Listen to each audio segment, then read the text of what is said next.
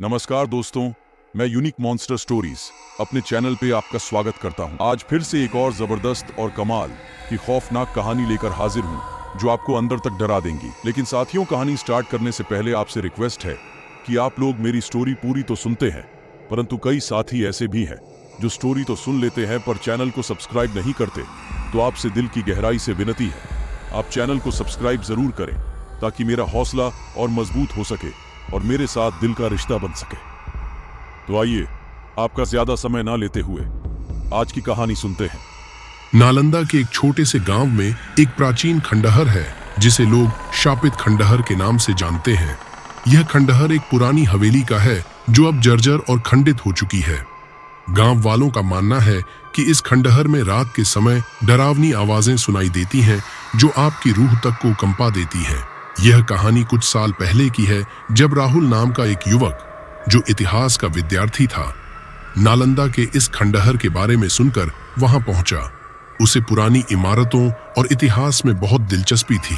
उसने गांव वालों से खंडहर के बारे में पूछताछ की, परंतु सभी ने उसे वहां न जाने की सलाह दी। गांव के बुजुर्गों ने बताया कि वहां जाने वाले कभी लौटकर नहीं आते और अगर आते भी हैं तो उनकी हालत बिगड़ जाती है। राहुल ने इन बातों पर ध्यान नहीं दिया और एक रात चुपके से उस खंडहर में जाने का निश्चय किया। वह आधी रात को जब गांव सो चुका था, अपने टॉर्च और कैमरे के साथ खंडहर की ओर चल पड़ा।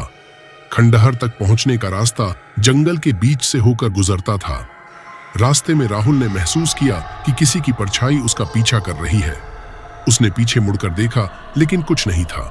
खंडहर में प्रवेश करते ही राहुल ने एक अजीब सी ठंडक महसूस की। हर तरफ सन्नाटा था, परंतु अचानक हवाओं की सरसराहट में उसे किसी की कराहती आवाजें सुनाई देने लगी। वह डरते हुए उन आवाजों की दिशा में बढ़ा।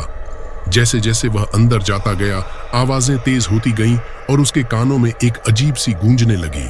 खंडहर के एक कमरे में उसने देखा कि एक पुराना आईना टूटा हुआ पड़ा था और उसके सामने एक अधजला मोमबत्ती जल रही थी। उस आईने में उसने अपनी परछाई देखी जो उसकी तरह नहीं थी। उसकी परछाई उसे घूर रही थी और अचानक उसने जोर से चिल्लाना शुरू कर दिया। राहुल का दिल जोर जोर से धड़कने लगा और उसे लगा कि उसकी रूह उसके शरीर से निकलने वाली है। वह तेजी से वहां से बाहर भागा, परंतु खंडहर के दरवाजे खुद ब खुद बंद हो गए। अंदर की आवाजें और तेज हो गईं और राहुल को ऐसा लगने लगा कि कोई उसके करीब आ रहा है। उसने पूरी ताकत से दरवाजे को धक्का दिया और किसी तरह बाहर निकला। बाहर निकलते ही वह बेहोश हो गया। अगली सुबह गांव वालों ने राहुल को खंडहर के पास बेहोश पाया। वह बहुत डरा हुआ था और उसने खंडहर के बारे में कभी कुछ नहीं बताया। कुछ दिनों बाद वह गांव छोड़कर चला गया और फिर कभी वापस नहीं आया। गांव वालों का कहना है कि राहुल ने जो आवाजें सुनी थीं, वे उन आत्माओं की थीं जो शापित खंडहर में कैद हैं और अपने दुख की कहानी सुनाना चाहती हैं।